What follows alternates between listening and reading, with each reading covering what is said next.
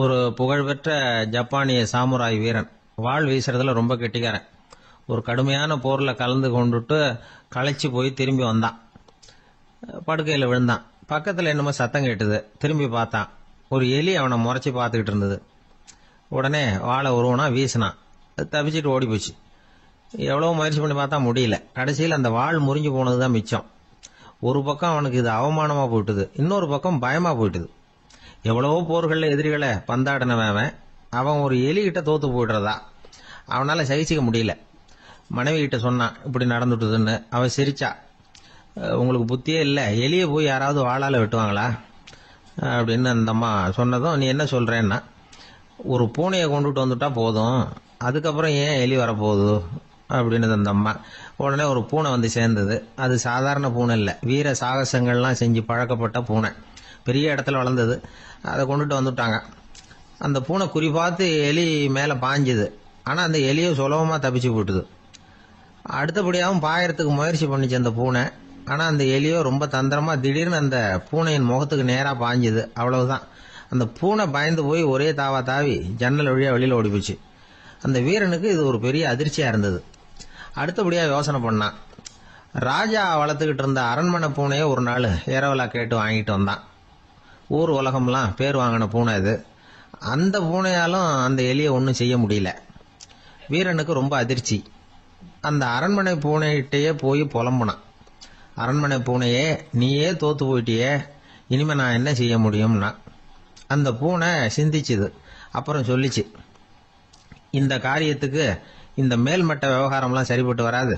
சாதாரண வீட்டு பூனை கிடைச்சதுன்னா அதை கொண்டுட்டு வந்து விட்டுப்பார் அப்படின்னது. சாதாரண பூனையால் என்ன செஞ்சிட முடியும்னா இவன் நம்பிக்கை இல்லாம. இப்போ அந்த அரண்மனை பூனை சொல்லிச்சு, பெரிய வீட்டு பூனையெல்லாம் நல்லா சாப்பிட்டு தூங்கி பழக்கப்பட்டிருக்கோம். அதுக்கெல்லாம் ராஜதந்திரம் தெரியும், ஆனால் எலி பிடிக்க தெரியாது. அதுக்கான வளர்ப்பும் இல்லை, பயிற்சியும் இல்லை. ஏன்னா அதுக்கெல்லாம் பசி கிடையாது. சாதாரண வீட்டு பூனை அப்படி இல்லை, பசிக்கு ஆகாரம் தேடி அலையும். எலிகளை பிடிச்சி சாப்பிட்டுட்டு தான் உயிர் வாழும். அதனால் அதுகளுக்கு எலியை பிடிக்கிற எல்லா உத்திகளும் தெரியும், எங்களுக்கு தெரியாது அப்படின்னது. அது சரியே, அதுவும் பூனை தான், நீயும் பூனை தான், அதால் முடிகிற காரியம் ஏன் உன்னால் முடியல அப்படின்னு கேட்டான் இவன். இதுக்கு அந்த பூனை சொல்லிச்சு, இதே கேள்வியை நானும் கேட்டேன், உன்னுடைய தந்திர முறை என்னன்னு கேட்டேன். அதுக்கு பதில் சொல்லாமல் படுத்து தூங்கி போச்சு. அதை மறுபடியும் எழுப்பி கேட்டேன், அதுக்கு கோவம் வந்துட்டுது. இதில் என்ன தந்திர முறை வேண்டியிருக்கு, நான் ஒரு பூனை, அவ்வளவுதான். பூனைன்னா பூனை, பூனை எலியை பிடிக்கும், நான் எலியை பிடிக்கிறேன், அவ்வளவுதான்னுது அப்படின்னு சொல்லி விவரமாக சொல்லிச்சு அந்த அரண்மனை பூனை. உடனே ஒரு சாதாரண பூனையை கொண்டுட்டு வந்துட்டாங்க. கொண்டாந்து விட்டா அது பார்க்கறதுக்கு ரொம்ப சாதாரணமாக தெரிஞ்சுது. இந்த வீரனுக்கு நம்பிக்கை வரல. இருந்தாலும் அதை கொண்டுட்டு வந்து வீட்டுக்குள்ளே விட்டான். ஒரே நிமிஷம் அந்த எலியை கவிட்டு வெளியில் ஓடி போச்சு. மேலிடத்து பூனைகள்லாம் இதை வேடிக்கை பார்த்துக்கிட்டு வெளியில் நின்றுக்கிட்டு இருக்குது. எல்லாரும் மெதுவாக அந்த பூனையை நெருங்கி, உங்ககிட்ட அப்படி என்ன தனிப்பட்ட திறமை, அதோட ரகசியம் என்னன்னு கேட்டாங்க. அந்த சாதாரண பூனை ரொம்ப சாதாரணமாக சொல்லிச்சான், அதெல்லாம் எனக்கு தெரியாது, நான் பூனை, அவ்வளவுதான், நீங்களும் பூனையா இருங்க அப்படின்னு சொல்லிவிட்டு அந்த பூனை தன்னுடைய வாயில கவிய எலியோடு அங்கேருந்து நடந்து போச்சு. இந்த கதையிலேருந்து நாம் புரிஞ்சிக்க வேண்டிய தத்துவம் என்னன்னா, நீயாக இரு. இதுதான் அந்த தத்துவம்.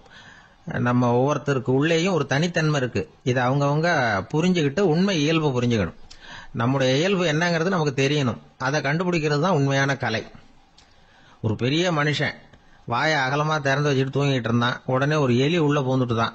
வீட்டு வேலையாள் டாக்டருக்கு ஃபோன் பண்ணான், எங்கள் முதலாளி வாய்க்குள்ளே ஒரு எலி பூந்துட்டுது டாக்டர் அப்படின்னா. நான் உடனே புறப்பட்டு வரேன், அதுக்கு முன்னாடி நீ ஒரு ரொட்டி துண்டை எடுத்து ஒரு வாய்க்கு முன்னாடி காட்டு, உள்ளே போன எலி வெளியில் வந்துடும்னார் டாக்டர்.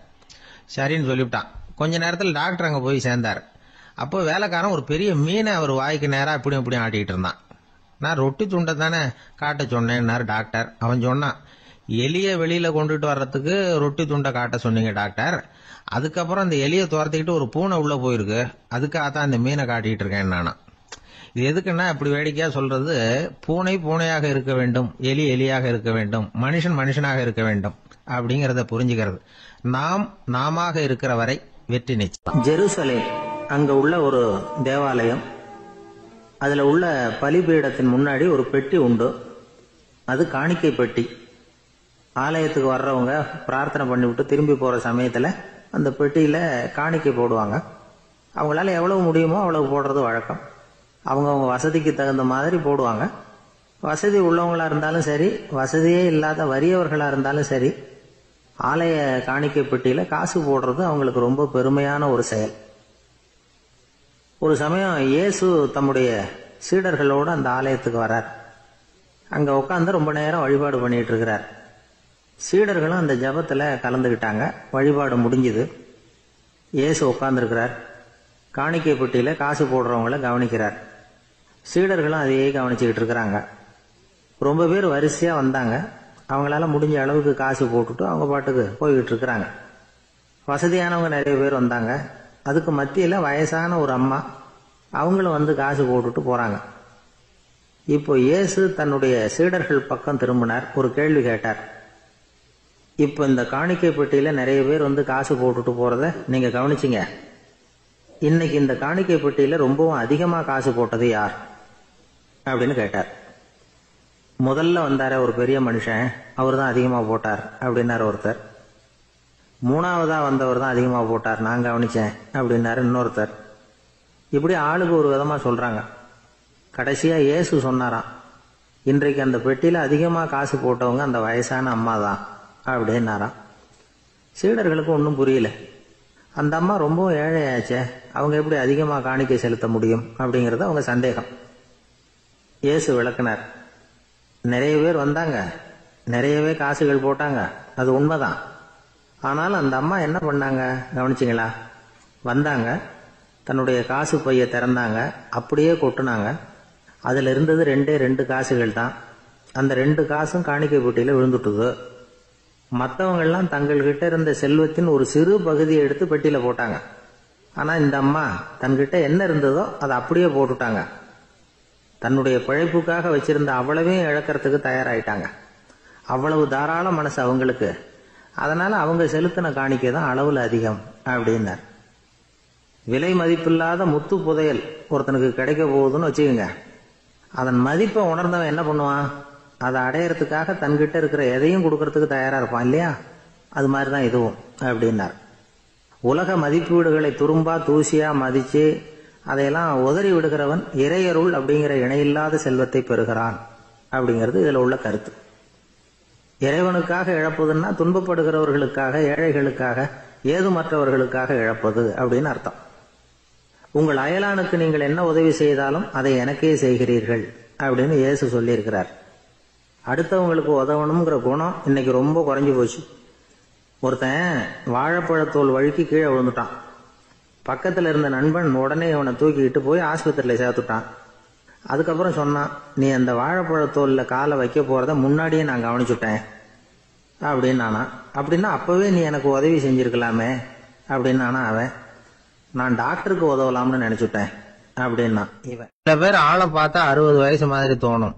உண்மையான வயசு என்னன்னு பார்த்தா 40 அல்லது 45. சில பேரை பார்க்கறதுக்கு 45 மாதிரி தெரியும், உண்மையிலேயே 65 தாண்டி இருப்பாங்க. ஒரு மனிதனுக்கு 2 வகையான வயது உண்டுங்கிறார் ஓஷோ. அதாவது உடம்புக்குன்னு ஒரு வயசு, மனசுக்குன்னு ஒரு வயசு. முதல் உலக மகாயுத்தம் நடந்தது இல்லையா? அது முடிஞ்சதுக்கு அப்புறம் முதல் தடவையா மனிதனின் மூளை வளர்ச்சியை பத்தி மனநல வைத்தியர்கள் ஒரு கணக்கெடுப்பு சோதனை நடத்தினாங்களாம். அது வரைக்கும் மனிதனுக்கு 2 வகையான வயது உண்டுன்னு யாரும் சிந்திச்சதே இல்லையா? அந்த உலக மகாயுத்தம் முடிஞ்சதுக்கு அப்புறம் மனிதனுடைய சராசரி மனதின் வயதை கணக்கிட்டு பார்க்கும் பொழுது அவங்களுக்குலாம் ரொம்ப அதிர்ச்சியா இருந்துதான். ஏன்னா அது ரொம்ப பின்தங்கிய நிலையில இருந்திருக்கு, வளர்ச்சி அடையாத நிலையில இருந்திருக்கு. அவங்க கண்டுபிடிச்ச பிரகாரம் அப்ப மனசோட சராசரி வயசு என்ன தெரியுமா? 14. அப்படின்னா பாத்துங்க, உடல் ரீதியா ஒருத்தரோட வயசு 70 கூட இருக்கலாம், ஆனா மனசோட வயசு 14 தான். இதுக்கு நேர்மாறா அமைஞ்சு போச்சுன்னு வச்சேங்க. அதாவது ஒருத்தருக்கு உண்மையிலேயே 14 வயசு, அதாவது உடலோட வயசு 14, அவரோட மனசின் வயசு 70ன்னு வச்சுக்கோங்க. இப்படி அமைஞ்சுட்டுதுன்னா அவர் சீக்கிரம் ஞானத்தன்மை அடைஞ்சிருவார் அப்படின்னு அர்த்தம். இப்ப நமக்கெல்லாம் உடம்போட வயசு மனசோட வயசு ரெண்டும் ஒன்னா இருந்துட்டா அதுவே போதும், அதுவே பெரிய விஷயம். இப்ப எமர்சன் கிட்ட போய் ஒருத்தர் கேட்டாரா, உங்க வயசு என்ன அப்படின்னு. அவர் உடனே பதில் சொல்லியிருக்கார், 360 வருஷம் அப்படின்னாரா. கேட்டவர் குழம்பி போயிட்டார். அவர் என்ன சொல்றாரு, 360 வயசா? என்ன நம்ம காதல தான் சரியா விழலையா? எமர்சன் எப்பவும் உண்மையை பேசுற ஒரு சிறந்த அறிவாளி, அவர் இப்படிலாம் பொய் சொல்ல மாட்டாரே. அப்படின்னு ஒரு யோசனை பண்ணிக்கிட்டே இவர் மறுபடியும் அவர் கிட்ட போனாராம். ஐயா, நீங்க சொன்னது சரியா என் காதுல விழல, அதனால மறுபடியும் கேட்கிறேன், உங்க வயசு என்ன அப்படின்னாராம். எமர்சன் மறுபடியும் சொல்லியிருக்கிறார் 360 வருஷம்னு. வந்தவருக்கு உண்மையிலேயே அதிர்ச்சியா போட்டுது. அதுக்கப்புறம் மெதுவா ஆரம்பிச்சாராம். ஐயா, நீங்க சொல்றதை என்னால ஏத்துக்க முடியாது. எப்படி பார்த்தாலும் இப்போ உங்களுக்கு வயசு ஒரு 60க்கு மேல இருக்காதுன்னு நினைக்கிறேன் அப்படின்னாராம். நீங்க சொல்றது சரிதான், அது என் உடம்போட வயசுன்னாராம் எமர்சன். அப்படின்னா ஏற்கனவே நீங்க சொன்னது அப்படின்னு கேட்டிருக்காரு. அது என் மனசோட வயசு அப்படின்னாராம். நம்மளை பொறுத்த வரைக்கும் அறிவு தூசு படிஞ்சிருக்கு, அது மாதிரியே அன்பும் மாசுபட்டிருக்கு. இது ரெண்டையும் சுத்தம் பண்ண வேண்டியிருக்குது. அப்பதான் நாம சரியான வயசுல வாழ முடியும். ஒரு ஆசாமி இருக்கிறார். அவருக்கு உடம்போட வயசு அதிகம், மனசோட வயசு ரொம்ப குறைச்சல், குழந்தை மாதிரி. அவர் ஒரு ஆஸ்பத்திரியில படுத்திருக்கிறார். நர்சம்மா எல்லாருக்கும் மருந்து கொடுத்துட்டு போறாங்க. கொஞ்ச நேரம் கழிச்சு திரும்பி வந்தாங்க. அப்ப இவர் அந்த அம்மாவை கூப்பிட்டு சொல்றார், இத பாருங்க சிஸ்டர், நீங்க எல்லாருக்கும் சின்ன சின்ன மாத்திரையா கொடுத்துட்டு எனக்கு மட்டும் நீளமான மாத்திரையா கொடுத்துட்டீங்க. முழுங்கறதுக்கு ரொம்ப கஷ்டமா போச்சு. இனிமே எனக்கும் சின்ன மாத்திரையா கொடுங்க சிஸ்டர் அப்படின்னாராம். அந்த அம்மா உடனே அதிர்ச்சி ஆகி தலையில அடிச்சுக்கிட்டாங்களாம். நான் கஷ்டப்பட்டு மாத்திரையை முழுங்கினத்துக்கு நீங்க ஏமா தலையில தட்டிக்கிறீங்க அப்படின்னு கேட்டிருக்காரு இவர்.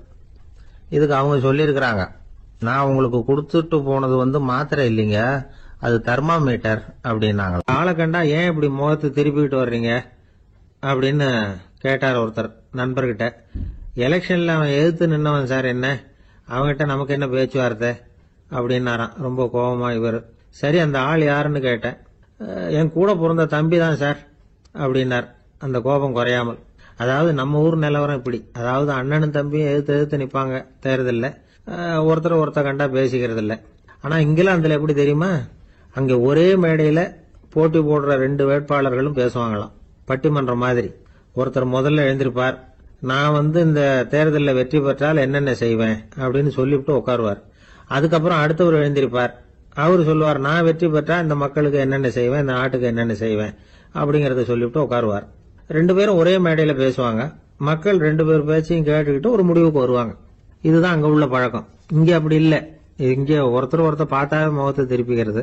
ஒரு தடவை இது மாதிரி ஒரு கூட்டம் நடந்துகிட்டு இருக்கு அங்க வெளிநாட்டுல தான். நேரத்துக்கு சரியா ஒரு வேட்பாளர் சேரல. இது இங்கிலாந்துல நடந்த நிகழ்ச்சி. அப்புறம் என்னாச்சுன்னா, ஒருத்தர் வந்துட்டாரு, இன்னொருத்தர் சேரல. அப்புறம் உடனே அந்த ஒருத்தர் வந்தவர் பேச ஆரம்பிச்சுட்டார். அதாவது அந்த இன்னொருத்தர் சார்பாவே பேசிட்டாராம். அதாவது அவர் வரல, நான் அவரு சார்பா நான் பேசிடுறேன். அதாவது அவர் ஜெயிச்சுட்டா அவர் என்னென்ன செய்வார் இந்த நாட்டுக்கு அப்படின்னு சொல்லி அவர் பக்கத்துல உள்ள நியாயத்தை எடுத்து இவரே சொல்லிட்டாராம். இப்படிலாம் அங்க நடந்துதான். இது எப்பேற்பட்ட தேர்தல் பண்பாடு பாருங்க. அதனால இன்னொரு விஷயம், இப்ப இங்கிலாந்துல எல்லாம் ஓட்டு கேட்கறப்ப வெற்றியா தோல்வியாங்கிறத ஓரளவுக்கு யூகிச்சுடலாமா.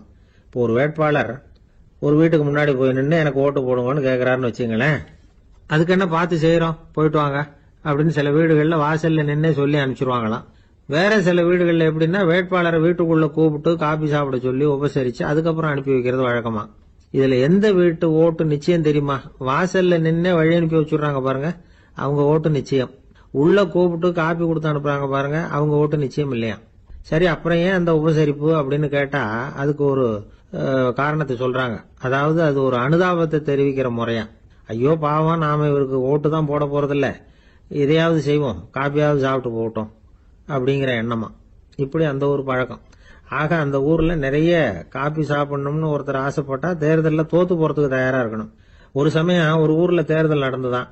ஒரு தொகுதியில நின்று தோத்து போன ஒருத்தர் கையில ஒரு துப்பாக்கியோட ஊருக்குள்ள சுத்திக்கிட்டு இருந்தாராம்.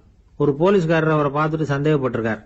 அதனால அவரை தடுத்து நிறுத்தி, என்ன இது துப்பாக்கியோட சுத்துறீங்களேன்னு விசாரிச்சிருக்கார். இதுக்கு அவர் சொன்னாராம், சார், இந்த தொகுதியில மொத்தம் 1,00,000 வாக்காளர்கள், அதுல எனக்கு 10,000 பேர் மட்டும்தான் எனக்கு ஓட்டு போட்டிருக்கிறாங்க. அப்படின்னா எனக்கு வேண்டாதவங்க இந்த தொகுதியில 90,000 பேர் இருக்கிறாங்கன்னு அர்த்தம். இப்படி ஒரு சூழ்நிலையில நான் என்னுடைய பாதுகாப்புக்கு ஆயுதம் இல்லாம நடமாடலாமா அப்படின்னு கேட்டாராம். எவ்வளவு எச்சரிக்கை பாருங்க. நம்ம ஊர்ல சில பேர் ஓட்டு கேட்கிற விதமே தனி. ஒருத்தர் ரொம்ப சாமர்த்தியமா ஓட்டு கேட்பாராம். அவர் எப்படின்னா, ஒரு வீட்டுக்கு போறாருன்னு வச்சுங்களேன், அந்த நேரம் அந்த வீட்டுக்காரரு என்ன செஞ்சுக்கிட்டு இருக்கிறாரோ அதே வேலையை இவரும் கொஞ்ச நேரம் செய்வாராம், அவருக்கு ஒத்தாசையா. அதுக்கப்புறம் மெதுவா பேச்சு கொடுப்பார், ஓட்டு கேட்பார், இது மாதிரி எலெக்ஷன்ல நிக்கிறேன் கவனிக்கணும்னு. அது மாதிரி ஒரு தடவை அவர் போனப்ப அங்க வந்து அவர் என்ன பண்ணிட்டு இருக்காரு, வீட்டுக்கு பின்னாடி மாட்டு கொட்டையில பால் கறந்துகிட்டு இருக்காரு ஒரு பசுமாட்டுக்கிட்ட. அந்த வீட்டுல இவர் ஓட்டு கேட்க போனவர் இவர் ஓடி போய் இன்னொரு சொம்பை எடுத்துக்கிட்டு அதே மாட்டுக்கு இன்னொரு பக்கம் போய் உட்காந்துக்கிட்டு இவரும் பால் கறக்க ஆரம்பிச்சிட்டார். எதிர உட்காந்துட்டு இருக்காரு அவரு, இவர் இந்த பக்கம் உட்காந்துருக்காரு. கீழே கொஞ்சம் குனிஞ்சு பார்த்தா ஒருத்தர் முகத்தை ஒருத்தர் பார்க்கலாம். கொஞ்ச நேரம் ஆனதுக்கு அப்புறம் இவர் மெதுவா அவர்கிட்ட பேச்சு கொடுத்தாராம். இது மாதிரி நான் எலெக்ஷன்ல நிக்கிறேன், நீங்க ஓட்டு போடணும், அதுக்காக தான் வந்தேன்னாராம். அது முடியாதுங்களேன்னாராம் அவரு. ஏன்னு கேட்டிருக்கார். நான் இந்த வீட்டுக்காரன் இல்ல, நானும் உன்ன மாதிரி ஓட்டு கேட்க வந்தவன் தான் அப்படின்னு. ஒரு ஊர்ல ஒரு குரு இருந்தார், ஜென் குரு. அவரை தேடிட்டு ஒரு மன்னர் வந்தார். வந்தவர் ஜப்பான் மன்னர். தோட்டக்கலையை பத்தி தெரிஞ்சுட்டு போறதுக்காக அவர் வந்தார். எப்படி தோட்டம் அமைக்கிறது அப்படிங்கறத பத்தி அந்த குரு விவரமா சொல்லி கொடுத்தாரு. ஒரு நாள் 2 நாள் இல்ல, 3 வருஷம் கத்து கொடுத்தார். அதுக்கப்புறம் சொன்னார், நான் கத்து கொடுத்துட்டேன், இனிமே நீங்க போகலாம், போய் தோட்டம் அமைக்கலாம், அதுதான் உங்களுக்கு பரிசை. தோட்டம் அமைச்ச பிறகு சொல்லி அனுப்புங்க, நான் வந்து பாக்குறேன். நீங்க இங்க என்னவெல்லாம் கத்துக்கிட்டீங்களோ அதையெல்லாம் அங்க செயல்முறையில செஞ்சு காட்டுங்க அப்படின்னு சொல்லி அனுப்பி வச்சார். மன்னர் போனார். அரண்மனைக்கு பக்கத்திலேயே ஒரு பெரிய தோட்டத்தை உண்டு பண்ணினார். அழகான மரங்களையும் செடிகளையும் உருவாக்கினாரு.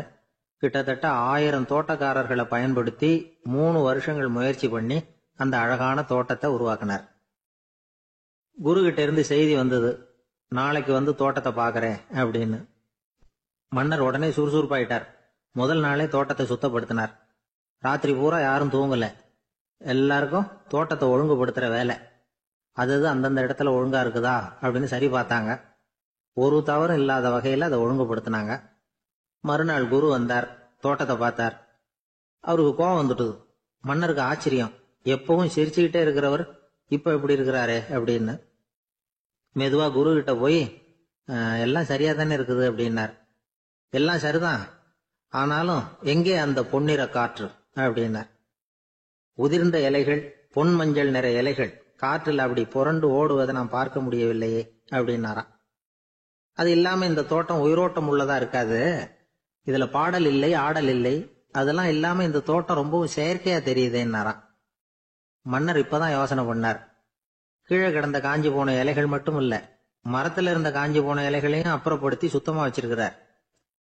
இறப்பும் வாழ்க்கையினுடைய ஒரு பகுதி தான். மரணம்ங்கிறது வாழ்க்கைக்கு எதிரானது அல்ல, அதை நிரப்பும் ஒரு பகுதி தான் அது. மரணம் இல்லையில் வாழ்க்கையே இல்லை அப்படிங்கிறது பெரியவங்க கருத்து. இப்ப அந்த தோட்டம் அழகாதான் இருக்குது, இருந்தாலும் அது ஒரு ஓவியம் மாதிரி உயிர் இல்லாமல் இருக்கு. குரு ஒரு வாளியை கையில எடுத்துக்கிட்டார். தோட்டத்தை விட்டு வெளியில போனார். ஏற்கனவே வீசி எறிந்த அந்த சருகுகளை எல்லாம் அள்ளி கொண்டுட்டு வந்தார்.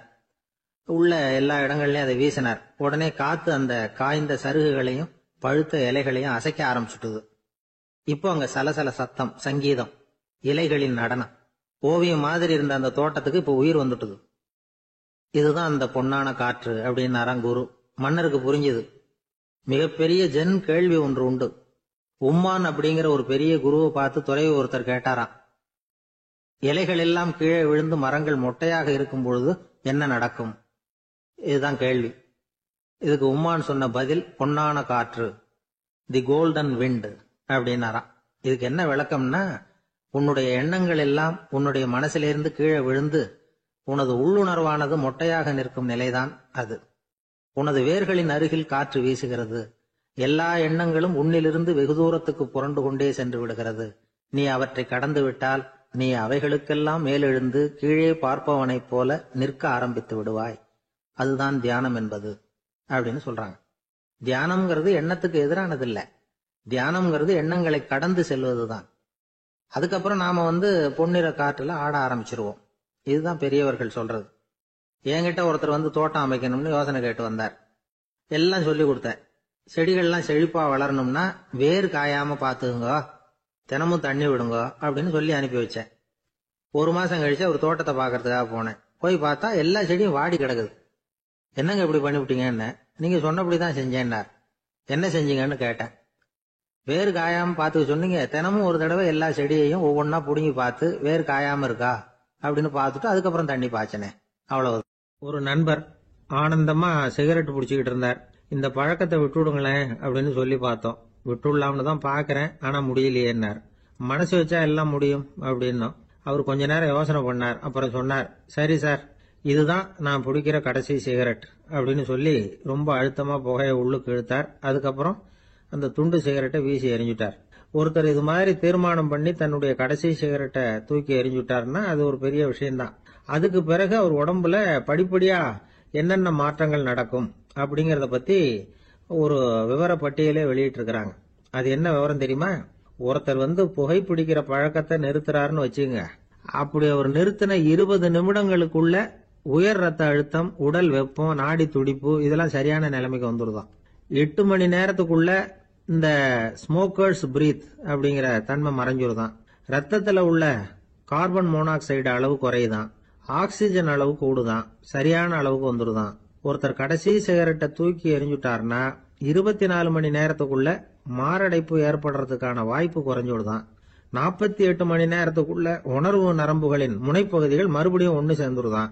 அதனால நாக்கு சுவை உணர்வு, மூக்கின் முகரும் சக்தி இதெல்லாம் மேம்படுதான். நல்ல நிலைமைக்கு வந்துருதான். சிகரெட்டை நிறுத்தின 3 நாளுக்குள்ள மூச்சு விடுறது சுலபமாயிடுதான். இப்படி அவங்க பட்டியல் நிறைய சொல்றாங்க. 2 அல்லது 3 மாசத்துக்குள்ள என்ன ஆகும் தெரியுமா? ரத்த ஓட்டம் மேம்படுது, நடக்கிறது சுலபமாயிடுது. நுரையீரல் கொள்ளளவு 30% அதிகரிக்குது. 1ல இருந்து 9 மாசத்துக்குள்ள சுவாச குறைபாடுகள் நீங்குது. நுரையீரல்ல இருக்கக்கூடிய இந்த அசுத்தம் வடிகட்டும் திசுக்கள் சரியா வேலை செய்ய ஆரம்பிச்சிருது. 1 வருஷத்துக்குள்ள இந்த இதய அழுத்த நோய்க்கான வாய்ப்பு பாதியா குறைஞ்சிருது. இந்த சிகரெட்டை நிறுத்தின 5 வருஷத்துக்குள்ள ஒரு நாளைக்கு 1 பாக்கெட் சிகரெட் பிடிக்கிறவர்கள்ல நுரையீரல் புற்றுநோயினால சாகிறவர்கள் எண்ணிக்கை பாதியா குறைஞ்சிருது. புற்றுநோய் செல்கள் சீரமைக்கப்படுது. ஆக ஒருத்தர் புகைக்கிறத விட்டுணும்னு தீர்மானம் பண்ணி தன் கையில இருக்கிற சிகரெட்டை இதுதான் கடைசின்னு சொல்லி தூக்கி எறிஞ்சுட்டா அதுக்கப்புறம் படிப்படியா இவ்வளவு நன்மைகளும் மாற்றங்களும் ஏற்படுறதாக இந்த அமெரிக்கன் கேன்சர் சொசைட்டி தெரிவிச்சிருக்குது. அதனால புகைப்பழக்கம் உள்ளவங்க இதெல்லாம் கொஞ்சம் யோசிச்சு பார்த்து அந்த பழக்கத்தை விட்டு விடுறது ரொம்ப நல்லது. ஆனா அதையெல்லாம் நாம சொன்னா யாரு கேட்கறாங்க? என்னுடைய நண்பர் ஒருத்தர் புகைப்பழக்கம் உள்ளவர். அவர் என்கிட்ட சொன்னார், சார், சிகரெட் பிடிக்கிற பழக்கத்தை விட்டு விடுறது என்னை பொறுத்த வரைக்கும் ஒன்றும் பெரிய கஷ்டமான செயல் இல்லை, அது ரொம்ப சுலபம் அப்படின்னார். எப்படி சொல்றீங்கன்னு கேட்டேன். நான் ஏற்கனவே 20 தடவை அந்த பழக்கத்தை விட்டுருக்கேன் சார் அப்படின்னா.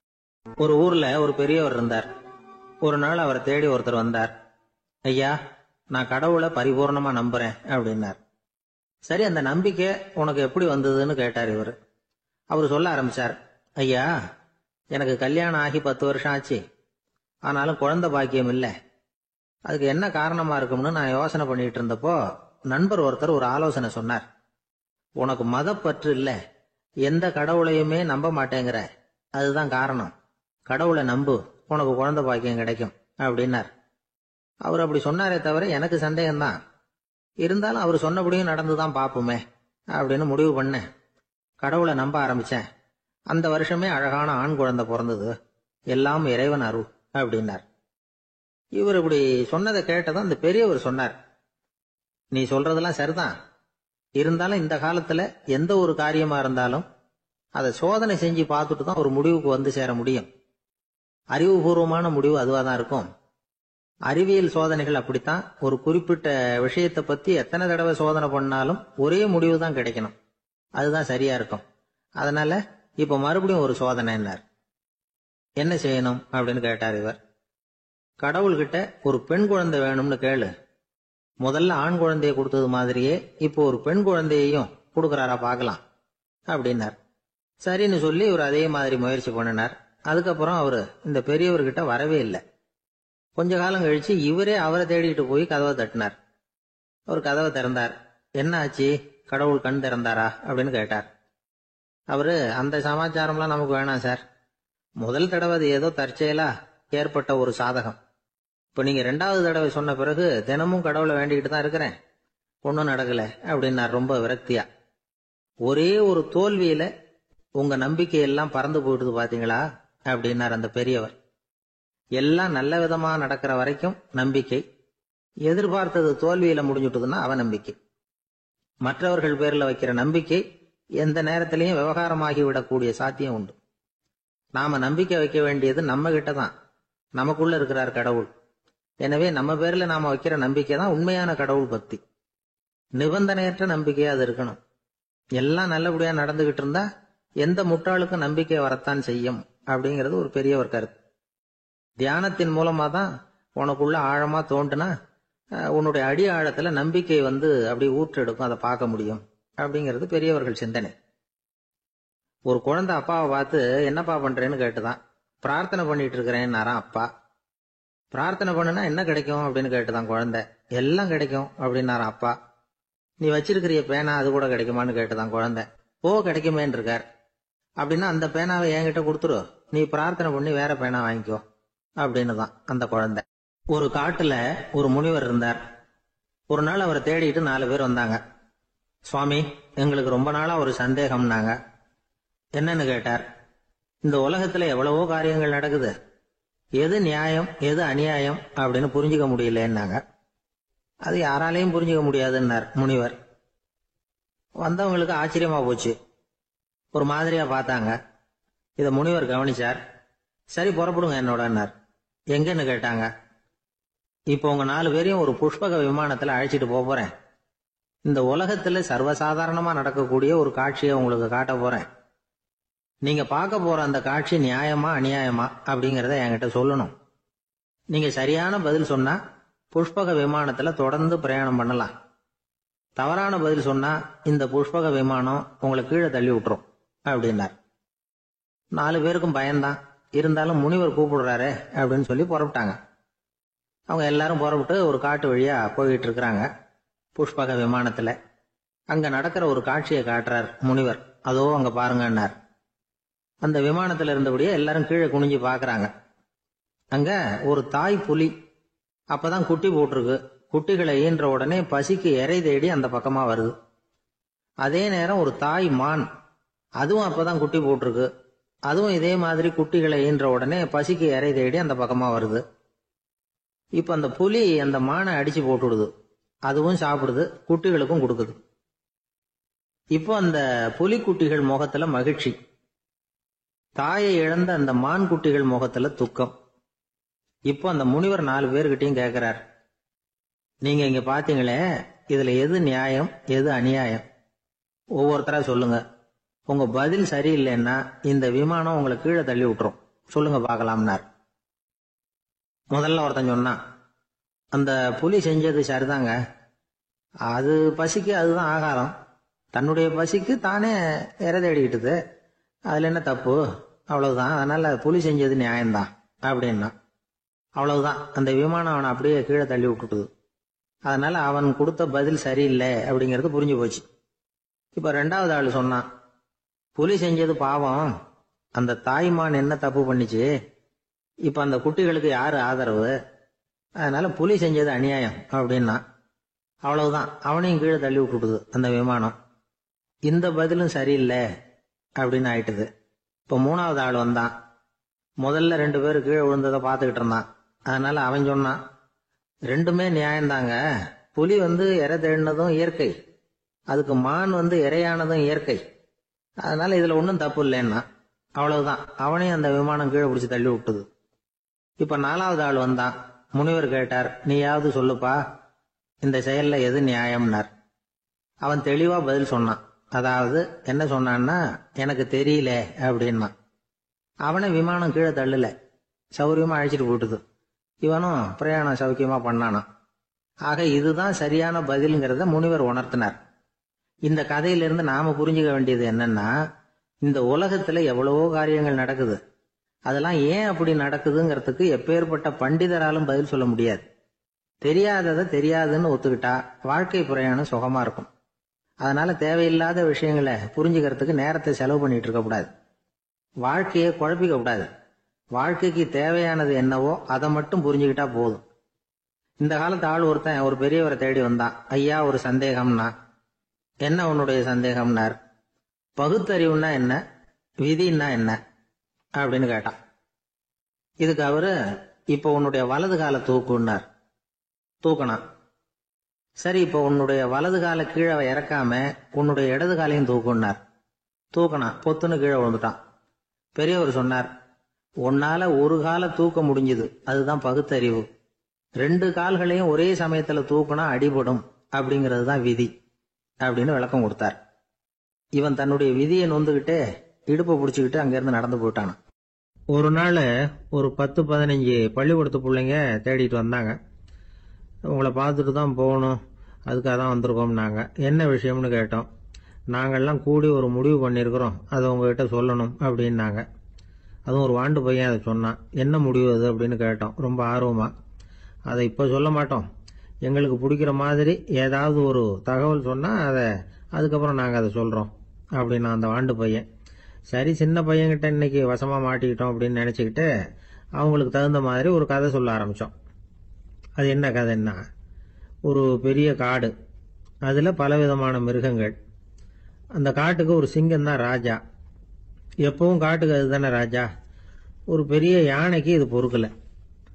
என்ன இது, எப்போ பார்த்தாலும் இங்கே சிங்கத்துக்கே ராஜா பதவி கிடைக்குது, நான்லாம் எவ்வளவு பலசாலியாக இருக்கிறேன், அப்படி இருந்தும் எனக்கு அந்த பதவி கிடைக்கலையே அப்படின்னு தனக்குள்ளே பொறுமிக்கிட்டே இருந்தது. ராஜா பதவியை நினச்சி ரொம்ப ஏக்கம், அதுக்கு பதவி மோகம். இந்த சமயம் பார்த்து ஒரு குள்ள நரி கூட்டம் அதை தேடிட்டு வந்தது. ஐயா பெரியவங்களே, நீங்கள் இந்த காட்டுக்கு ராஜாவாக இருக்க ஆசைப்படுறீங்க, அதில் ஒன்றும் தப்பு இல்லை. ஆனால் அதுக்கு முன்னாடி நீங்கள் எங்கள் கூட்டத்துக்கு கொஞ்ச நாள் தலைவராக இருங்க, அதாவது ராஜாவாக இருங்களேன், உங்களுக்கும் ஒரு ட்ரைனிங் கிடைச்சது மாதிரி இருக்கும் அப்படின்னு சொல்லியிருக்குது இந்த கூட்டம், குள்ள நரி கூட்டம். இதை கேட்ட உடனே யானைக்கு ரொம்ப சந்தோஷம் தாங்கலை. அதுதான் எப்போன்னு பதவிக்காக காத்துக்கிட்டு இருக்குதே.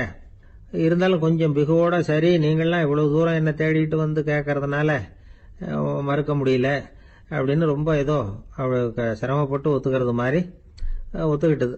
ஏதோ உங்கள் ஆசைக்கு கட்டுப்படுறேன், கொஞ்ச நாள் உங்கள் கூட்டத்துக்கு ராஜாவாக இருக்கிறதுக்கு சம்மதிக்கிறேன் அப்படின்னுது. உடனே அந்த யானை ராஜ நட போட ஆரம்பிச்சிட்டுது. யானை சாதாரணமாக நடந்தாவே எப்படி இருக்குங்கிறது நமக்கு தெரியும். அதுவே ராஜ நட நடந்தால் எப்படி இருக்கும் கற்பனை பண்ணி பாருங்க. யானை முன்னாடி கம்பீரமாக போய்கிட்டு இருக்குது, தலைவர் இல்லையா, அதனால குள்ள நரிகள்லாம் ரொம்ப அடக்கமாக அது பின்னாடி அணிவகுத்து போயிட்டு இருக்குது. ராஜா வாழ்க, மன்னர் வாழ்க அப்படின்னு கோஷம் வேற. யானைக்கு தலைகால் புரியல, அவ்வளவு சந்தோஷம். அந்த யானைக்கு செருக்கு, ஆணவம் எல்லாம் ஏற்பட்டு போச்சு. அதுக்கப்புறம் அது தரையை பார்க்குமா, நிமிர்ந்து நடக்க ஆரம்பிச்சுட்டுது. தரையை பார்க்கறதே இல்லை. அப்படி போயிட்டு இருக்கிறப்போ ஒரு சதுப்பு நிலத்தில் திடீர்னு காலை வச்சுட்டுது. அவ்வளவுதான், கால் உள்ளே போயிட்டுது. இன்னொரு காலை எடுத்து வச்சுது, அதுவும் உள்ளே போயிட்டுது.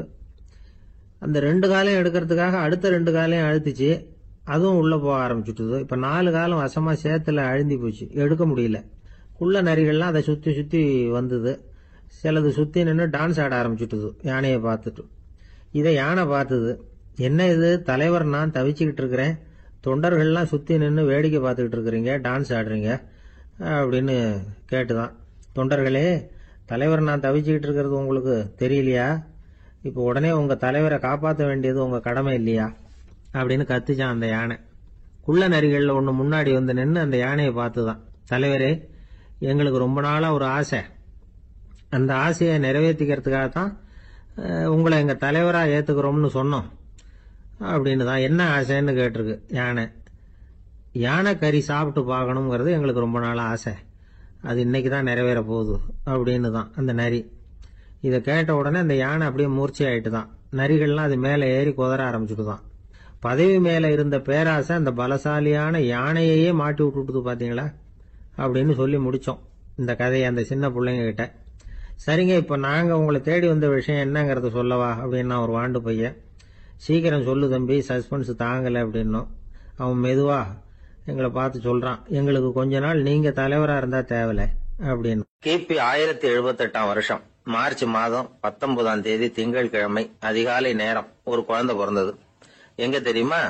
காஸ்பியன் கடலுக்கு தெற்கே பாரசீக மொழி வழங்கிய தபரிஸ்தான் மாநிலத்துல ஜீலான்கிற புனித நகர், அதோட புறநகர் பகுதியில உள்ள நீப்புங்கிற ஊர்ல தான் அந்த குழந்தை பிறந்தது. அந்த இடம் இப்போ ரஷ்யாவில் இருக்கு. அந்த குழந்தை யாருன்னு நினைக்கிறீங்க? அதுதான் முஹித்தீன் பெருமான், ஆன்மீக சாதனைகள் புரிந்த மகான் முஹித்தீன் ஆண்டகை. தன்னுடைய 18வது வயசுல உயர்கல்விக்காக ஜீலான் நகரத்தை விட்டு பகுதாத் நகரத்துக்கு புறப்பட்டு போறார். இளம் பிராயம் தானே, அதனால துணைக்கு ஒரு வர்த்தக கூட்டத்தோட சேர்ந்து போயிட்டு இருக்கிறார். ரொம்ப தூரம் போகணும், ஒவ்வொரு இடமா தங்கி தங்கி போயிட்டு இருக்கிறாங்க. ஒரு இடத்துல ஒரு கொள்ள கூட்டம் பயங்கரமான ஆயுதங்களோட அவங்கள வழிமறிச்சுட்டுது. அந்த வர்த்தக கூட்டம் வச்சிருந்த பொருள்களை எல்லாம் அவங்க பறிச்சு விடுறாங்க. இவங்களும் பயந்துகிட்டு இருந்தது எல்லாத்தையும் அவங்க கிட்ட கொடுத்துடுறாங்க. முகைத்தீன் ஆண்டகை மட்டும் இதையெல்லாம் பார்த்துக்கிட்டு தனியா ஒதுங்கி நிக்கிறார்.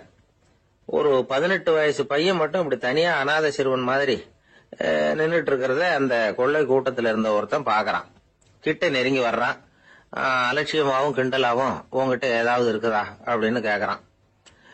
இவங்கிட்ட என்ன இருக்க போகுது அப்படிங்கிற நம்பிக்கையில அவன் அப்படி கேக்குறான்.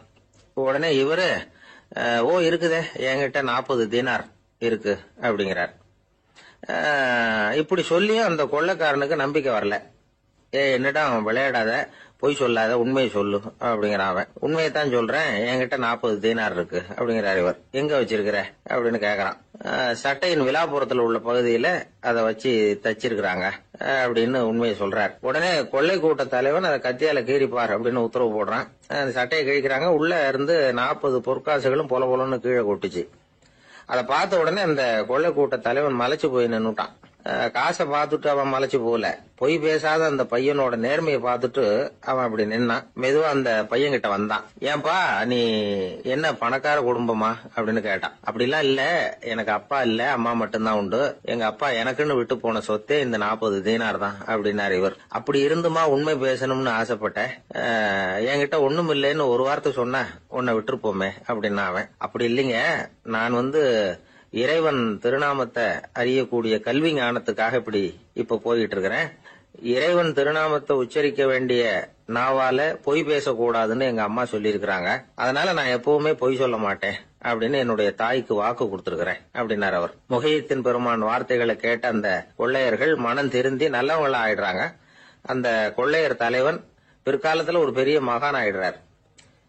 பெரியவர்கள் வாழ்க்கையில நடக்கிற இது மாதிரி சம்பவங்கள் தான் நாம நல்ல விதமா வாழறதுக்கு துணையா இருக்கும். அந்த காலத்துல கொள்ளையர்களே பெரியவங்க செயலை பார்த்து மனம் திருந்தி இருக்கிறாங்க. இந்த காலத்துல யார் இப்படி இருக்கிறா? இந்த காலத்துல மகான் ஒருத்தரை பார்த்தேன், எனக்கு வேண்டியப்பட்ட மகான். ஏங்க, நீங்களும் மகான் ஆகிறதுக்கு முன்னாடி கொள்ளை அடிச்சுட்டு இருந்தீங்களா அப்படின்னு கேட்டேன். அவர் மெதுவா கண்ணை திறந்து என்ன நிமிர்ந்து பார்த்தார். அப்படி இல்லப்பா, நான் கொள்ளை அடிக்கிறதுக்காகத்தான் மகானாவே ஆகி இருக்கிறேன் அப்படின்னு சொல்லிவிட்டு மறுபடியும் கண்ணை மூடிட்டார். ஊர்ல ஒரு சிற்பி இருந்தார். சிற்பின்னா அவர் ரொம்ப திறமையுள்ளவர். அதாவது எங்கேயாவது ஒரு கல்லு கிடந்தா போதும், அதை அப்படியே எடுத்துட்டு வருவார். கொஞ்ச நாள் கழிச்சு அவர் இடத்துக்கு போய் பார்த்தா அழகா ஒரு சிற்பம் உட்கார்ந்துருக்கும். இந்த கல்லா கிடந்தது சிற்பமா மாறி இருக்கும். அந்த அளவுக்கு பண்ணிவிடுவார். அப்பேற்பட்ட சிற்பி. எப்படிங்க அவ்வளவு மோசமான ஒரு கல்லுல இருந்து இவ்வளவு அழகா ஒரு சிற்பத்தை உங்களால வடிக்க முடிஞ்சது அப்படின்னு கேட்டா, அது ஒன்றும் பெரிய விஷயம் இல்லைங்க. இந்த சிற்பம் ஏற்கனவே அந்த கல்லுக்குள்ள இருந்தது. இதை சுத்தி இருக்கிற வேண்டாத பகுதிகளை எல்லாம் உளியால கொத்தி எடுத்துட்டேன், அவ்வளவுதான் என் வேலை.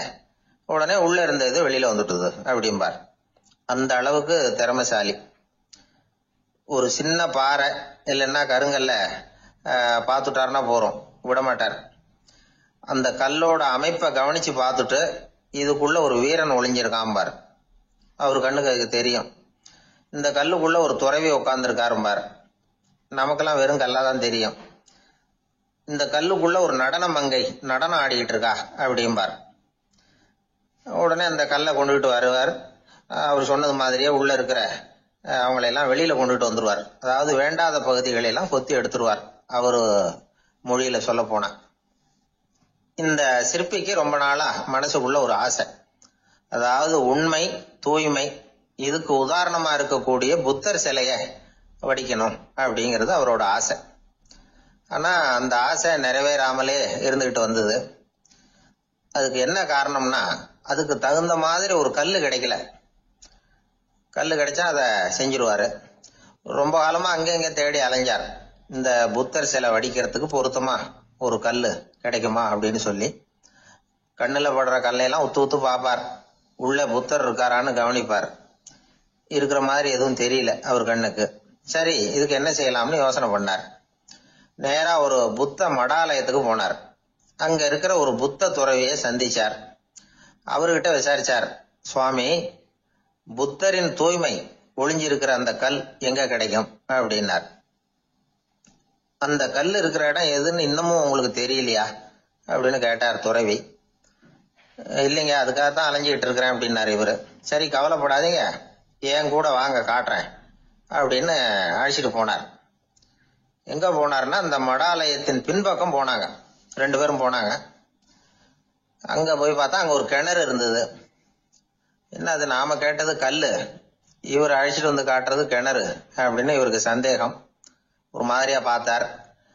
அவரு சொன்னார், துறவி எட்டி பாருங்க உள்ள அப்படின்னாரு. கிணறுக்குள்ள என்ன இருக்கும்னு இவருக்கு தெரியாதா, இருந்தாலும் அவர் சொல்றாரு அப்படின்னு சொல்லி எட்டி பார்த்தார். பார்த்தா அதுல தண்ணி இருந்தது. அந்த தண்ணியில தன்னோட உருவம் தெரிஞ்சுது. இப்ப அந்த புத்த ஞானி சொன்னார், துறவியாரே, புத்தரை நாம தான் ஒளிச்சு வச்சிருக்கிறோம், நமக்குள்ளதான் அவர் மறைஞ்சிருக்கிறார். அவரை அடையாளம் தெரியாதபடி மூடி இருக்கிறது எது தெரியுமா? நம்ம கிட்ட இருக்கிற கோபம், போலித்தனம், பதட்டம், ஆசை, இதெல்லாம் தான். அறிவு அப்படிங்கிற ஒளியால அதையெல்லாம் செதுக்கி எடுத்துட்டோம்னா அந்த அழகான புத்தர் வெளியில வந்துருவார் அப்படின்னு சொன்னார் துறவி. அதனால நமக்குள்ள இருக்கிற நம்மள நமக்கே அடையாளம் தெரியல அப்படிங்கிறது தான் உண்மை. இந்த உண்மையான மனிதன் உள்ளே இருக்கிறான். இவரு கல்லை பார்த்துட்டு உள்ள யார் இருக்காங்கிறது அவருக்கு தெரிஞ்சது சிற்பிக்கு. ஆனா உண்மையான புத்தர் எங்க இருக்காருங்கிறத அவரால் அடையாளம் கண்டுபிடிக்க முடியல. அப்படிதான் பல பேர் இன்னைக்கு இருந்துகிட்டு இருக்கிறோம். ஒரு அப்பா தன்னுடைய பிள்ளைக்கு புத்தி சொன்னார், அதோ பாருப்பா, மனசுதான் கல்லு, அறிவு தான் ஒளி. உன்னுடைய மனசுங்கிற கல்ல அறிவுங்கிற ஒளியால செதுக்கி அழகான மனிதனா நீ வெளியில வரணும்னார். அதுக்காக தான்ப்பா தேடிட்டு இருக்கேன்னா அவன். மனசுங்கிற கல்ல தேடிட்டு இருக்கிறியா அப்படின்னு கேட்டார். இல்லப்பா, அறிவுங்கிற ஒளி எங்க இருக்குன்னு தெரியல எனக்கு, அதை தான் தேடிட்டு இருக்கிறேன் அப்படின்னு நானா. அதனால அறிவை தேடிட்டு இருக்கிறவன் என்னைக்கு உண்மையை கண்டுபிடிக்க போறான்? அதையே கண்டுபிடிக்க முடியலங்கும் பொழுது. அதனால நாம் யார் அப்படிங்கறது நமக்கு அடையாளம் தெரியணும். அந்த அடையாளம் தெரிஞ்சுட்டா வாழ்க்கையில வெற்றி நிச்சயம். நாட்டுல நல்லவங்க ஒருத்தர் 2 பேர் இருக்கிறதுனால தாங்க மழையே பெய்யுது அப்படின்னு சொல்றது உண்டு.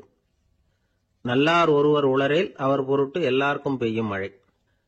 சில சமயம் ரொம்ப பேர் திடீர்னு நல்லவங்களா ஆயிடுவாங்க போல இருக்கு. அதனாலதான் விடாம பேய் மழையா கொட்டி தீர்த்துடுது. எல்லாரும் நல்லவங்களாயிட்டா உலகமே தாங்காது போல இருக்க. அப்பப்ப ஒருத்தர் 2 பேர் நல்லவங்களாகணும். அப்பதான் சீரா மழை பெய்யும். மாசத்துக்கு 3 பேர் நல்லவங்களானா மாதம் மும்மாரி பொழியும். இதெல்லாம் வேடிக்கை பேச்சு. இப்போ இதெல்லாம் ஒரு பக்கம் இருக்கட்டும். இப்போ விஷயத்துக்கு வருவோம். ஒரு கும்பல்ல நல்லவன் யாரு அப்படிங்கறத எப்படி கண்டுபிடிக்கிறது? இதுக்கு ஒரு வேடிக்கை கதை உண்டு. என்னுடைய நண்பர் ஒருத்தருக்கு அவங்க பாட்டியம்மா சொன்ன கதையா இது.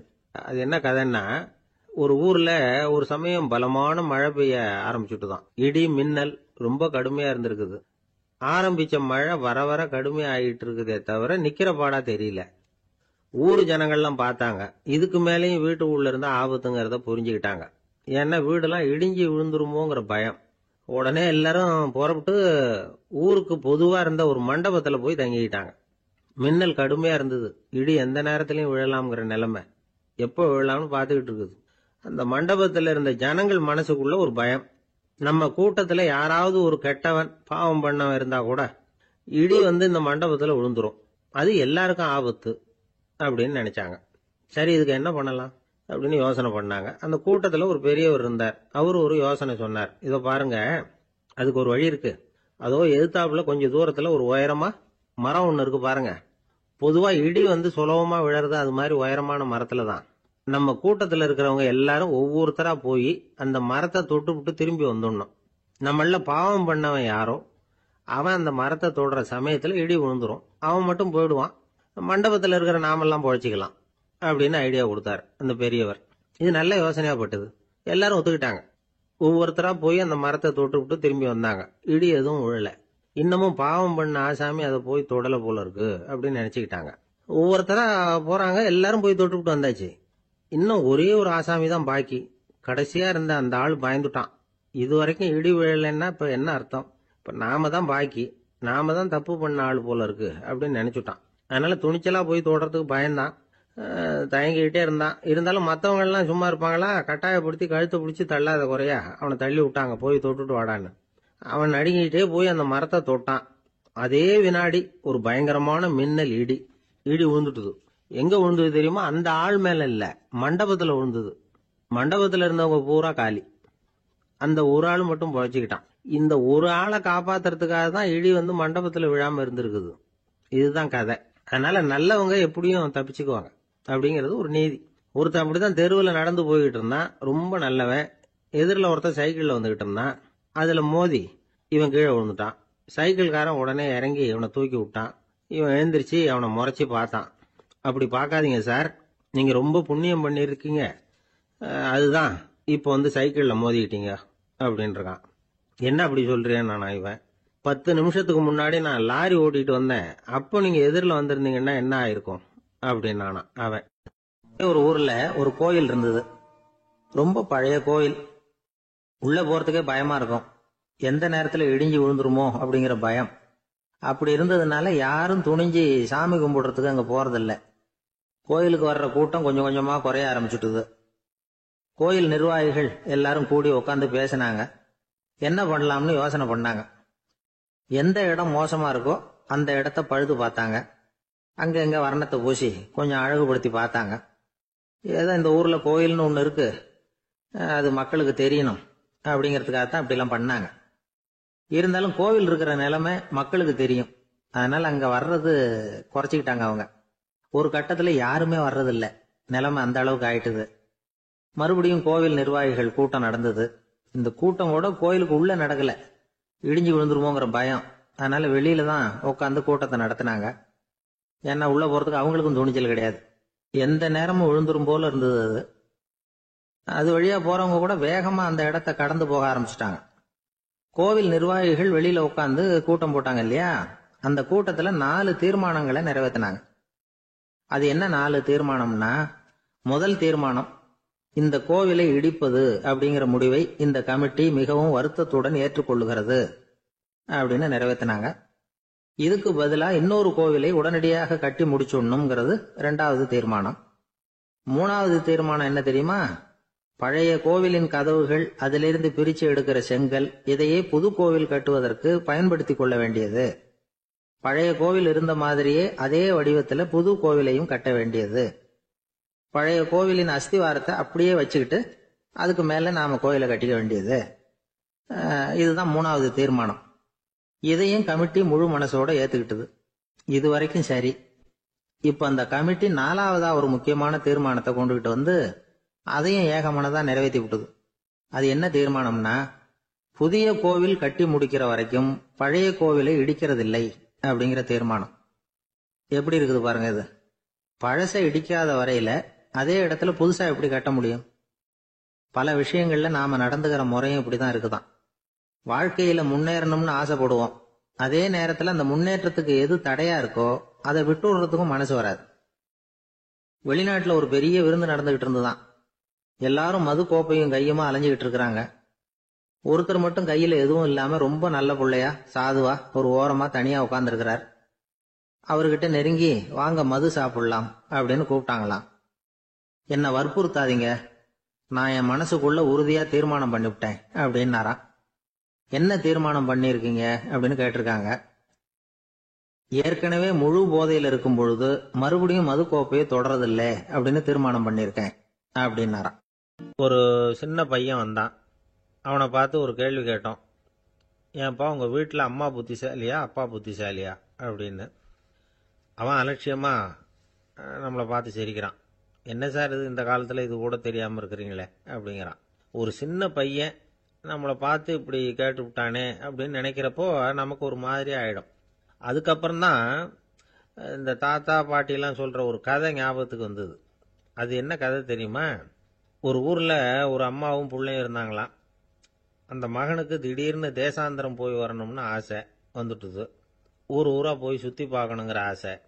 அந்த அம்மாவுக்கு இது பிடிக்கல. மகனை பிரிஞ்சு இருக்கிறதுக்கு அவங்க மனசு இடம் கொடுக்கல. வேணாப்பான்னு சொல்லி பார்த்தாங்க, அவன் கேட்கல. திடீர்னு புறப்படவும் செஞ்சுட்டான். சரி, இனிமே அவனை தடுக்க முடியாதுன்னு முடிவு பண்ணிட்டாங்க அந்த அம்மா. இருந்தாலும் புத்திசாலித்தனமா ஒரு யோசனை பண்ணாங்க. மகனை கிட்டத்தில் கூப்பிட்டாங்க. அவங்ககிட்ட சொன்னாங்க, இதை பாருப்பா, நீ தேசாந்திரம் போறதுன்னு தீர்மானம் பண்ணிவிட்ட, அதை நான் தடுக்கல, போயிட்டு வந்துடு. ஆனா போறதுக்கு முன்னாடி எனக்கு ஒரு வாக்குறுதி கொடுத்துட்டு போ அப்படின்னாங்க. போறப்போ ராத்திரியா இருந்தாலும் பகலா இருந்தாலும் சரி புளிய மரத்து நிழல்ல தான் தங்கணும். திரும்பி வர்றப்போ இரவும் பகலும் நீ வந்து வேப்ப மரத்து நிழல்லே தங்கணும் அப்படின்னாங்க. சரி அப்படியே செய்யறேன்னு சொல்லி வாக்குறுதி கொடுத்தான் பையன். புறப்பட்டு போனான். போற வழியில புளிய மரத்து நிழல்லையே தங்கினான், தூங்கினான். அப்படி போயிட்டே இருந்தான். 7வது நாள் அவன் உடம்பு சுகம் இல்லாமல் போயிட்டுது. ரொம்பவும் பலவீனம் ஆயிட்டான். இனிமே நடக்க முடியாதுங்கிற நிலைமை வந்துட்டுது. யோசிச்சு பார்த்தான். சரி, இதுக்கு மேல போக வேண்டாம் அப்படின்னு முடிவு பண்ணிட்டு திரும்பி வர ஆரம்பிச்சுட்டான். திரும்பி வர்றப்போ வழியில வேப்ப மரத்து நிழலையே தங்கி தங்கி வந்தான். நாளுக்கு நாள் உடம்பு சரியா வந்துட்டுது. 7வது நாள் வீட்டுக்கு சேர்றான். உடம்பு பழையபடியே கலகலப்பாயிட்டுது. பூர்ண சுகம். தேசாந்திரம் போன பையன் திரும்பி வந்துட்டானே அப்படின்னு அந்த அம்மா ஆச்சரியப்படலை. ஏன்னா அவங்களுக்கு தெரியும் இப்படி ஆகும்னு. பையன் சீக்கிரமா திரும்பி வரணுங்கிறதுக்காகத்தான் அவங்க அந்த யோசனையை சொன்னாங்க. என்ன விஷயம்ங்கிறதையும் அவங்களே சொன்னாங்க. மகனே, புளிய மரத்து நிழல் உடம்புக்கு உஷ்ணத்தை கொடுக்கும், சீக்க உண்டாக்கும். அதனால நீ தொடர்ந்து புளிய மரத்து நிழலில் தங்கினாவே நோய்க்கு ஆளாயிட்ட. அதனால பயணத்தை முடிச்சுக்கிட்டு திரும்பி வரணுங்கிற முடிவுக்கு வந்துட்ட. திரும்பி வர்றப்போ நீ தங்கினது வேப்ப மரத்து நிழல். அது உடம்புக்கு குளிர்ச்சியை தரக்கூடியது, நோயை தீர்க்கக்கூடியது. அதனால சுகமா வீட்டுக்கு சேர்ந்துட்ட. உன்னோட தேசாந்திர பயணத்தை தடுக்கிறதுக்காக தான் இப்படி பண்ணினேன் அப்படின்னாங்களாம் அந்த அம்மா. பாத்தீங்களா அம்மாவோட புத்திசாலித்தனத்தை? அப்பாவா இருந்தா இப்படியா பண்ணுவார்? ஒரு அப்பா பையன்கிட்ட 10 ரூபா கொடுத்து இதை எடுத்துக்கிட்டு அடுத்த ஊருக்கு போய் அங்க இருக்கிற மாமா கிட்ட இதை கொடுத்துட்டு வாடா, வழியில எங்கேயாவது மரத்தடியில படுத்து தூங்கி விடாதே அப்படின்னு எச்சரிக்கை பண்ணி அனுப்புனாராம். பையனுக்கு எச்சரிக்கையா வாழறது எப்படிங்கிறத கத்து கொடுக்கறதுக்காக இப்படி பண்ணார். அவன் பணத்தை வாங்கிட்டு போனான். அப்பா சொன்னதை மறந்துட்டு ஒரு மரத்தடியில படுத்து தூங்கிட்டான். அவனுக்கு தெரியாம அவன் பின்னாடியே போன அப்பா அவன் கையில இருந்த அந்த 10 ரூபாயை நைஸா எடுத்துட்டு வந்துட்டார். அவன் பையில தானே வச்சிருந்தான், அது தெரியாம எடுத்துட்டு வந்துட்டார். அவன் தூங்கிட்டு இருக்கான். எடுத்துட்டு ஒரு மறுபடியும் வீட்டுக்கு வந்துட்டார். பையன் மூழ்கிக்கிட்டு பைய தடவி பார்க்கறான், பணத்தை காணும். அழுதுகிட்டே திரும்பி வந்தான். அப்பா கிட்ட விஷயத்த சொன்னான். அப்பா சிரிச்சுக்கிட்டே சொன்னார், அதுக்கு தான்ப்பா ஆரம்பத்திலேயே எச்சரிக்கை பண்ணினேன், இனிமேலாவது நீ ஜாக்கிரதையா இருக்கணும் அப்படிங்கிறதுக்காக தான் இப்படி பண்ணினேன். அந்த பணம் எங்கேயும் போயிடல, நான் தான் அதை உனக்கு தெரியாம எடுத்து வச்சிருக்கிறேன். இதோ பாரு அப்படின்னு சொல்லிட்டு சைடு பாக்கெட்ல கையை விட்டா அது ஓட்டையா இருக்கு. அதை எவனோ ஏற்கனவே கத்திரிச்சு எடுத்துட்டு போட்டான். இப்ப அப்பா முகத்துல அசடு வழிஞ்சுதான். ஒரு அரசனும் அமைச்சரும் ஒரு நாள் ரொம்ப சாவகாசமா பேசிட்டு இருந்தாங்களாம். அரசன் அமைச்சரை பார்த்து ஒரு கேள்வி கேட்டிருக்கார். ஏங்க அமைச்சரே, ஆசை இல்லாத ஒரு மனுஷனால இருக்க முடியுமா அப்படின்னு. ஏன் முடியாது, துறவி அப்படிங்கிறவங்க எல்லாம் அப்படிப்பட்டவங்க தானே அப்படின்னாராம் அமைச்சர். அவங்கெல்லாம் உண்மையிலேயே ஆசையை விட்டவங்க தானா அப்படின்னு கேட்டாராம் ராஜா. அப்படிதான் இருக்கணும் அப்படின்னாராம் அமைச்சர். அப்படின்னா ஆசையே இல்லாத ஒரு உண்மையான துறவியை நான் பார்க்கணுமேன்னார். அது என்ன பிரமாதம், அதுக்கு நான் ஏற்பாடு பண்றேன் அப்படின்னு விட்டார் இவர். சொல்லிவிட்டு உடனே புறப்பட்டு போனார். அங்கங்க தேடினார். அப்புறம் தான் அவருக்கு புரிஞ்சுது உண்மை துறவியை கண்டுபிடிக்கிறது எவ்வளவு கஷ்டமான காரியம்னு. இருந்தாலும் ராஜா கிட்ட சொல்லியாச்சே உண்மை துறவியை காட்டுறேன்னு. இப்ப என்ன பண்றது? ராஜா கிட்ட சொன்னபடி நடக்கலைன்னா அவருக்கு கோபம் வந்துடும். அமைச்சர் ஒரு யோசனை பண்ணார். அவருக்கு ஒரு வழி தெரிஞ்சுது. அதுதான் சரின்னு முடிவு பண்ணார். அதாவது அந்த ஊர்ல அவருக்கு தெரிஞ்ச நாடக நடிகர் ஒருத்தர் இருக்கிறார், நல்லா நடிப்பார். அவரை போய் பார்த்தார். இதை பாருப்பா, எனக்காக நீ ஒரு காரியம் செய்யணும்னார். என்னன்னு கேட்டார் அவரு. நீ ஒரு துறவி மாதிரி கொஞ்ச நேரத்துக்கு நடிக்கணும். ராஜா உன்னை பார்த்துட்டு போற வரைக்கும் நடி, அது போதும். அதுக்காக உனக்கு 10,000 ரூபா தரேன் அப்படின்னார். அவர் எந்த காலத்துல இவ்வளவு பணத்தை மொத்தமா பார்த்திருக்கார். அதனால உடனே சரின்னு ஒத்துக்கிட்டார். அமைச்சர் அரண்மனைக்கு திரும்பி வந்தார். என்ன அமைச்சரே, இன்னுமா ஒரு உண்மையான துறவி கிடைக்கலன்னார். உண்மையான துறவி ஒருத்தரை இப்பதான் கொஞ்ச நேரத்துக்கு முன்னாடி பார்த்து பேசிவிட்டு வர்றேன். அவர் நம்ம ஊருக்கு வெளியில குளத்தங்கரையில உள்ள ஒரு ஆலமரத்துக்கு அடியில் உட்கார்ந்துருக்கிறார் அப்படின்னார் இவர். அப்படின்னா உடனே புறப்படுங்க அப்படின்னார் ராஜா. பரிவாரங்களோட புறப்பட்டார். அங்க அந்த மரத்தடியில அந்த ஆளு வேஷம் போட்டுக்கிட்டு துறவி மாதிரி உட்காந்துருக்கிறான். ராஜா நேரா போனார். அந்த துறவி காலில் பொத்துன்னு விழுந்து வணங்கினார். உடனே ராணியும் அவர் காலில் விழுந்தாங்க. அடுத்தபடியா அமைச்சர் விழுந்தார். அவருக்கு தெரியும் இது நம்ம ஆளு தான்னு. இருந்தாலும் என்ன பண்றது, நேரம். அப்புறம் பரிவாரங்கள்லாம் துறவி காலில் விழுந்து ஆசீர்வாதம் வாங்கிட்டாங்க. ராஜா அப்புறமா தங்கத்தட்டுல பொன்னையும் பொருளையும் வச்சு அந்த துறவி கிட்ட ரொம்ப பணிவா நீட்டுறார். தாங்கள் தயவு பண்ணி இதை ஏத்துக்கணும் அப்படின்னு வேண்டிக்கிட்டார். அந்த துறவி பற்று இல்லாம அதை பார்த்தார். எல்லாத்தையும் திறந்துட்ட எனக்கு இதெல்லாம் எதுக்காக அப்படின்னு சொல்லி அதை மறுத்துட்டாராம். ஆஹா, உண்மையான துறவியை பார்த்துட்டோம் அப்படிங்கிற ஆனந்தம் அரசருக்கு. ரொம்ப நிம்மதியா திருப்தியா திரும்பி வந்தார் அரண்மனைக்கு. அதுக்கப்புறம் அமைச்சர் யாருக்கும் தெரியாம அந்த துறவிகிட்ட ஓடினார். சொன்ன பிரகாரம் பணத்தை நீட்டினார். இந்தாப்பா, நான் உங்ககிட்ட சொன்னபடி 10,000 ரூபா பணம் எடுத்துக்கோ. அப்படின்னார். அந்த ஆள் ராஜா கிட்ட சொன்னது மாதிரியே எல்லாத்தையும் திறந்துட்ட எனக்கு இதெல்லாம் எதுக்காக வேணாம் அப்படின்னு விட்டாராம். நடித்த வரைக்கும் போதும்ப்பா, இனிமேல் இந்த நாடக வசனம்லாம் வேணாம், வேஷத்தை கலைச்சிரு, பணத்தை வாங்கிக்கோன்னார். இல்லைங்க, இது வேஷம் இல்லை, இது வசனமும் இல்லை, இது உண்மை. கொஞ்ச நேரம் துறவி மாதிரி நடித்ததுக்கே இந்த தேசத்து ராஜா ராணி அமைச்சர் பரிவாரங்கள் எல்லாம் என் காலில் விழுந்து வணங்குறாங்க. அப்படின்னா உண்மையான துறவியாக இருக்கிறது எவ்வளவு பெருமையான விஷயம். நான் உண்மையான துறவியாக ஆக போகிறேன், அப்படி முடிவும் பண்ணிட்டேன் அப்படின்னார் அந்த நடிகர். வேஷம் கூட எப்படிப்பட்ட விளைவுகளை உண்டு பண்ணுது பார்த்தீங்களா. நம்மால் ஒருத்தன் ரொம்ப வசதியாக தான் இருந்தான். ஒரு நாள் அவன் சொத்து பூரா திருட்டு போயிட்டுது. அதுக்கப்புறம் இவன் துறவி மாதிரி ஆயிட்டான். ஊர் ஊரா சுத்தினான். ஒரு குருநாதரை தேடி கண்டுபிடிச்சான். அவர்கிட்ட சீடனா சேர்ந்துக்கிட்டான். அவனை பார்த்து ஒருத்தர் கேட்டார், நீ உண்மையான சீடன் தானான்னு. இல்லைங்க, சீடன் மாதிரி நடிச்சுக்கிட்டு இருக்கிறேன் அப்படின்னா. அது குரு துரோகம் இல்லையா அப்படின்னு கேட்டார் அவர். இல்லைங்க, நான் பண்ணது குரு துரோகம் இல்லை, என் குரு பண்ணது தான் துரோகம். என்னுடைய பணத்தை கொள்ளையடிச்சது இவர் தான். அதை எங்கே வச்சிருக்காருன்னு கண்டுபிடிக்கிறதுக்காக தான் இவர்கிட்ட வந்து சீடனா சேர்ந்துருக்கிறேன் அப்படின்னா. ஒரு ஆள் இருந்தான், நிறைய பணம் சம்பாதிச்சான். ஆனால் செலவு பண்ண மனசு வரல, கருமி. அவன் என்ன பண்ணா, சேர்த்த பணம் பூராவையும் ஒரு மரத்தடியில் புதைச்சி வச்சிருந்தான். வாரத்துக்கு ஒரு தடவை அந்த மரத்தடிக்கு வருவான். புதைச்ச இடத்த ஆவலோடு பார்த்துக்கிட்டு இருப்பான். அதுக்கப்புறம் போயிடுவான். அவ்வளவுதான். ஒரு நாள் ஒரு திருடன் வந்தான். இவன் புதைச்சி வச்சிருந்ததெல்லாம் எடுத்துகிட்டு போட்டான். இது தெரிஞ்சு போச்சு. அந்த கருமி புலம்ப ஆரம்பிச்சிட்டான். இவன் புலம்பலை கேட்டதும் அக்கம் பக்கத்தில் இருந்தவங்கெல்லாம் ஓடி வந்தாங்க. என்ன விஷயம்னு விசாரிச்சாங்க. இவன் சொன்னான். ஒரு பெரியவர் கேட்டார், ஏப்பா, வாரம் வந்து இந்த இடத்த பார்க்கறதாக சொன்னியே, எப்போவாவது இதில் இருக்கிற பணத்தை எடுத்து செலவு பண்ணியிருக்கியா அப்படின்னு கேட்டார். நான் அப்பப்போ வந்து அதை பார்க்கறது தான் வழக்கம், அதை தொட்டதே இல்லைன்னு அவன். சரி, அப்படின்னா இப்போவும் நீ அதே மாதிரி வாரம் ஒரு தடவை வந்து இந்த இடத்த பார்த்துட்டு போகலாமே அப்படின்னாராம் அந்த பெரியவர். அதுவும் சரிதானே, எவ்வளவு காலமானாலும் அவன் அந்த பணத்தை எடுத்து செலவு பண்ண போறதில்ல. அப்படி இருக்கிறப்ப உள்ளே பணம் இருந்தாலும் ஒன்று தான், இல்லாமல் போனாலும் ஒன்று தான்.